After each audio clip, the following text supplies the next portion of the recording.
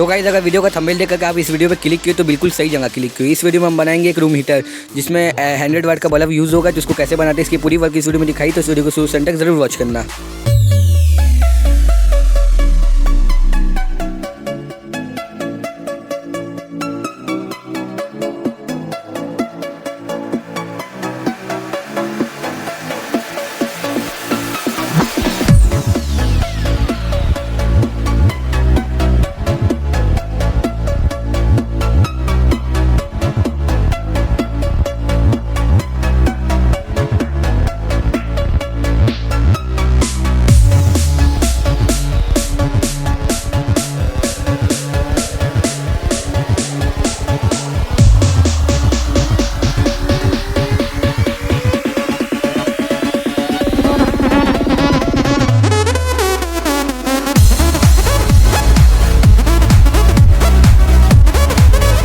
तो गाइज़ मेरी आप लोगों से एक रिक्वेस्ट है, इस वीडियो को शुरू से अंत तक ज़रूर वॉच करके जाइएगा यार।